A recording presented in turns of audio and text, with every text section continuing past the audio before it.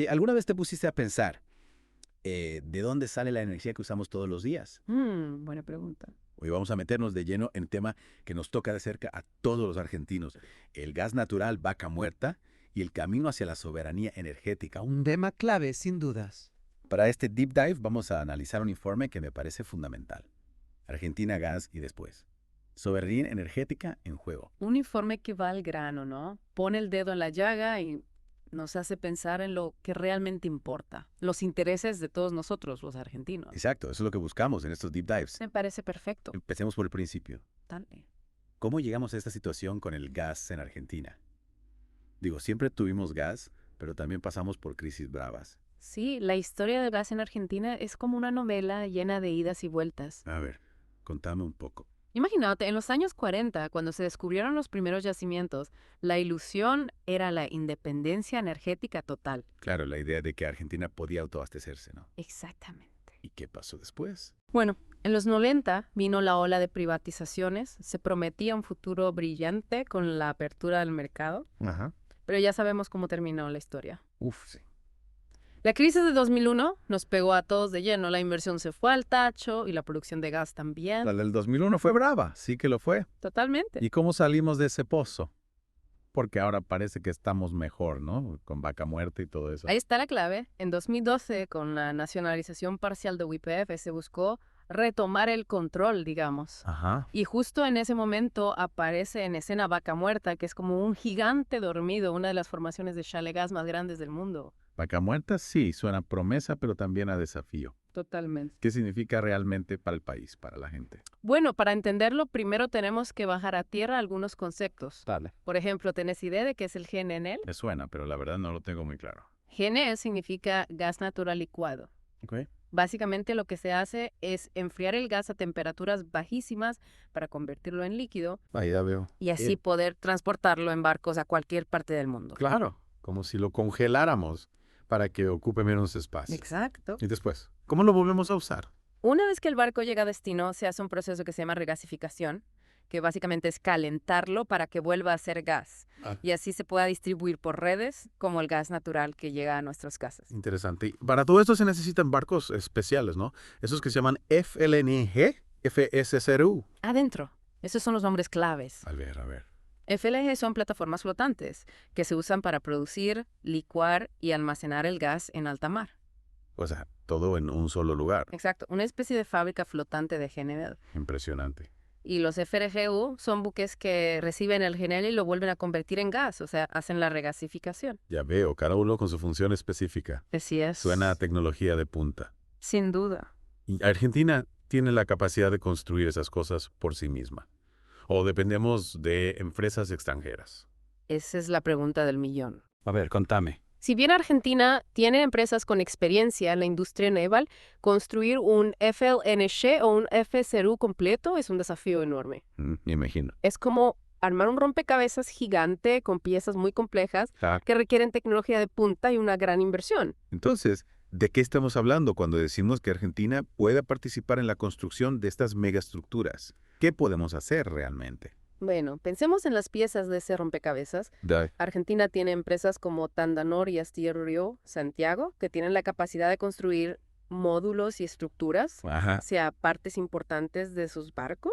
O sea, podemos construir algunos bloques, pero no todo el barco. Exacto, al menos por ahora. Y además de eso, hay otras empresas argentinas que puedan aportar su expertise. Claro que sí. Conta. Contemía. Por ejemplo, Naval Motors SSA puede proveer e integrar sistemas de propulsión y CENER Ingeniería y Sistemas puede encargarse del diseño y la consultoría. Mire vos, o sea que hay un montón de empresas argentinas que podrían participar en este proceso, aportando su granito de arena. Tal cual. Y no nos olvidemos de la parte tecnológica más compleja, la de la licuefacción y regasificación. Claro. Ahí es donde entra Tecna, una empresa argentina con experiencia en el diseño de plantas de proceso y módulos para GNL.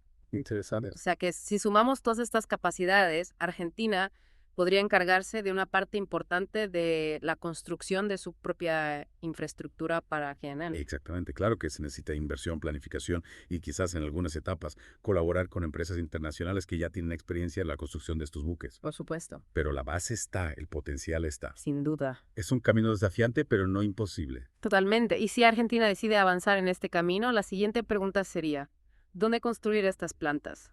Buena pregunta. El informe nos da algunas pistas. Dale, contame. ¿Qué lugares se consideran ideales para estas plantas? El informe destaca 7 puntos estratégicos a lo largo de la costa argentina: Bahía Blanca, Puerto Rosales, Necochea, Comodoro Rivadavia, Puerto Madryn, Río Gallegos y San Antonio Oeste. ¿Y qué hace que estos lugares sean especiales? Principalmente, su ubicación geográfica están cerca de las cuencas de gas y petróleo Ajá, y tienen acceso al mar, que es clave para la exportación e importación de GNL. claro, tiene sentido. Además, algunos de estos lugares ya cuentan con infraestructura portuaria e industrial. Pero me imagino que no todas las ubicaciones son iguales. Obvio, hay que considerar un montón de factores. ¿Cómo cuáles? El informe analiza cada ubicación en detalle, teniendo en cuenta la infraestructura existente, la capacidad de producción, la escalabilidad, los costos de construcción y, por supuesto, la seguridad. La seguridad es fundamental, sobre todo cuando se trata de una industria tan delicada como la del gas. Tienes razón, el informe subraya la importancia de minimizar los riesgos en caso de un accidente. Considerando la proximidad a áreas pobladas, la distancia a otras instalaciones industriales y las condiciones geográficas. Entonces, ¿cuáles son las ubicaciones que se consideran más seguras según el informe? Bueno, Río Gallegos y San Antonio Oeste son las que se destacan por su menor riesgo, ya que están ubicadas en zonas con baja densidad poblacional y menor concentración de industrias.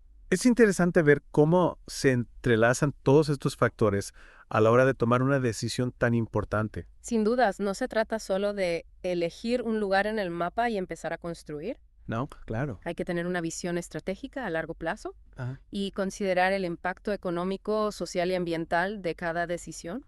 Y hablando de impacto, volvamos a la exportación de gas. Dale. Mencionaste que tiene sus pros y sus contras. ¿Podrías profundizar un poco más en eso? Dale, empecemos por lo positivo. La exportación de gas puede ser una fuente importante de ingresos para Argentina. Sí, eso es importante. En 2023, por ejemplo, las exportaciones generaron alrededor de $1.000 millones. $1.000 millones. No es moco de pavo. Exactamente. Y con el desarrollo de proyectos de GNL a gran escala, ese número podría aumentar significativamente. Wow. Además, la exportación de gas puede ayudar a reducir el déficit comercial energético de Argentina, que ha sido un problema en el pasado. Suena prometedor. ¿Y qué hay del lado negativo? ¿Cuáles son los riesgos que se deben considerar? Bueno, uno de los principales riesgos es la volatilidad de los precios internacionales del gas. Los precios fluctúan constantemente y eso puede afectar la rentabilidad de los proyectos de exportación. O sea que no hay garantía de que los precios se mantengan altos. Exactamente, esa es la incertidumbre que siempre está presente. Y otro riesgo importante es la tensión que puede surgir entre la demanda interna y la exportación. Ya veo. Si Argentina decide exportar grandes volúmenes de gas, podría verse obligada a importar gas en el futuro para satisfacer su propia demanda. Sería un poco irónico, ¿no? Exportar gas para luego tener que importarlo, como que nos estaríamos disparando en el pie. Tal cual. Y no podemos olvidar el impacto ambiental. Claro. La producción de gas, especialmente el shale gas, genera emisiones de gases de efecto invernadero y otros impactos que deben ser mitigados. Es un tema complejo, con muchas aristas. Sin dudas. Pero volviendo a la pregunta inicial, ¿crees que Argentina puede construir su propio futuro energético con todo lo que eso implica? Mira, yo creo que sí, Argentina tiene los recursos, las capacidades y el talento para hacerlo. Lo importante es tener una estrategia clara a largo plazo, que priorice los intereses nacionales y el bienestar de todos los argentinos. No se trata de un camino fácil, pero es posible. Y esa estrategia debe considerar todos los factores, ¿no? Desde la tecnología hasta la seguridad, pasando por el impacto ambiental y social. Sin dudas, no se trata de elegir entre exportar o no exportar, sino de encontrar un equilibrio que permita a Argentina aprovechar sus recursos de manera responsable y sostenible.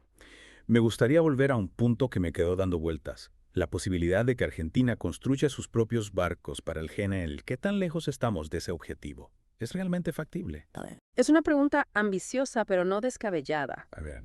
Argentina tiene una larga tradición en la industria naval y empresas como Tandanor y Astillero Río Santiago han demostrado su capacidad para construir embarcaciones complejas. Sí, eso es cierto. Pero estamos hablando de un proyecto a largo plazo, ¿no?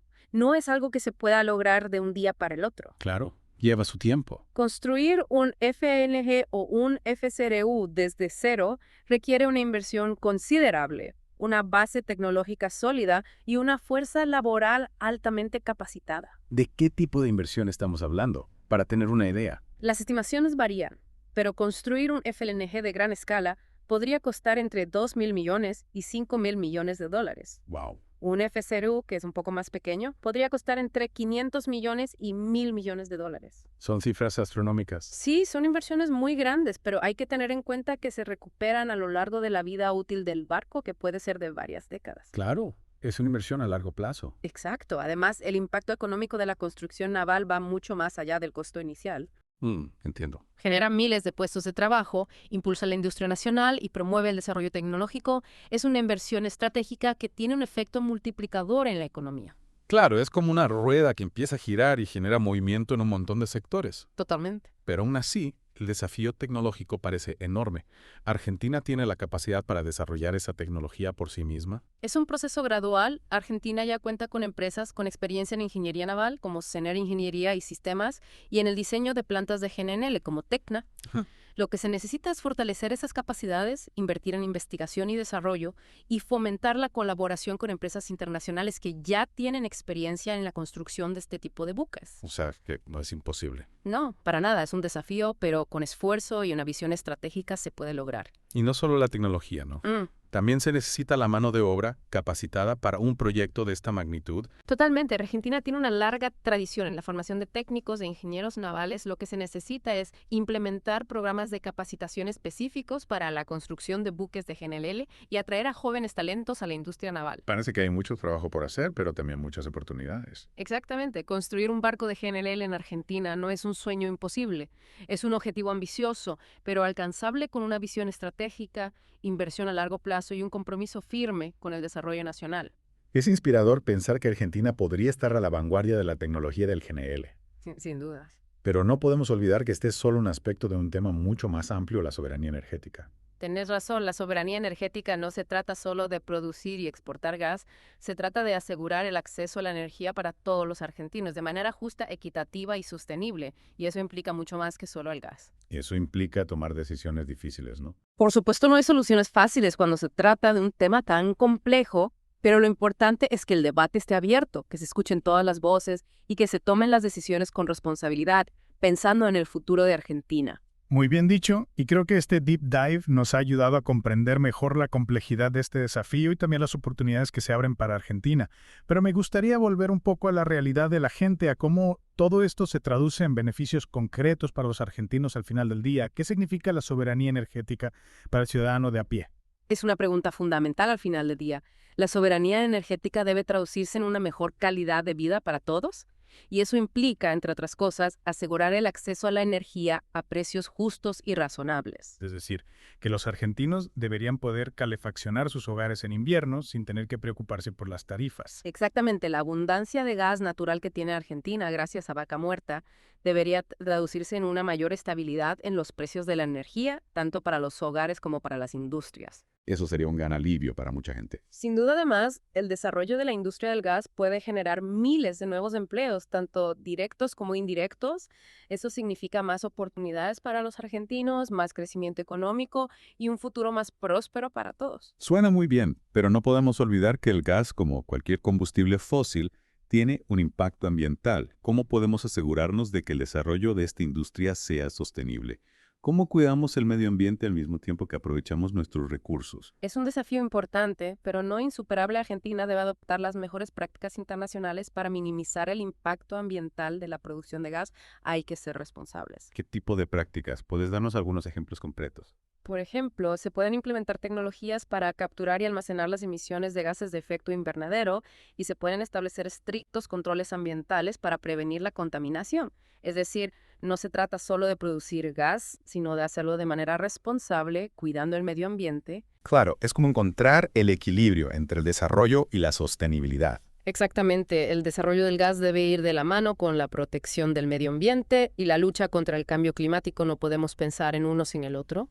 Y para cerrar esta parte, me gustaría volver al informe Argentina Gas Y después, este informe habla de la soberanía energética como un objetivo clave para Argentina. ¿Qué significa exactamente este concepto? ¿De qué estamos hablando cuando hablamos de soberanía energética? La soberanía energética es la capacidad de un país para tomar decisiones libres e independientes sobre sus recursos energéticos, priorizando el bienestar de su población y sus objetivos de desarrollo, es decir, tener el poder de decidir qué hacemos con nuestros recursos. Es decir, no depender de otros países para satisfacer nuestras necesidades energéticas, ser dueños de nuestro propio destino energético. Exacto. Ser dueños de nuestro propio destino energético se trata de tener el control sobre nuestros propios recursos, decidir cómo los explotamos, cómo los utilizamos y a quién se los vendemos. Pero en un mundo globalizado, ¿es realmente posible lograr una soberanía energética total?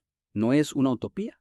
Es un objetivo complejo, sin duda ningún país es una isla y todos dependemos en mayor o menor medida del comercio internacional, pero eso no significa que debamos renunciar a nuestra soberanía. Entonces, ¿cómo se logra ese equilibrio entre la integración global y la soberanía energética? ¿Cómo nos insertamos en el mundo sin perder el control de nuestros recursos? La clave está en la diversificación. Argentina debe desarrollar una matriz energética diversificada que incluya no solo el gas natural, sino también otras fuentes de energía como las renovables. Energías renovables como la solar y la eólica, esas que están en boca de todos últimamente. Exactamente. Argentina tiene un enorme potencial en energías renovables y desarrollar este sector no solo reduciría nuestra dependencia de los combustibles fósiles, sino que también generaría nuevas oportunidades económicas y contribuiría a la lucha contra el cambio climático. Es una visión muy atractiva, un futuro con energía limpia y abundante generada por nosotros mismos.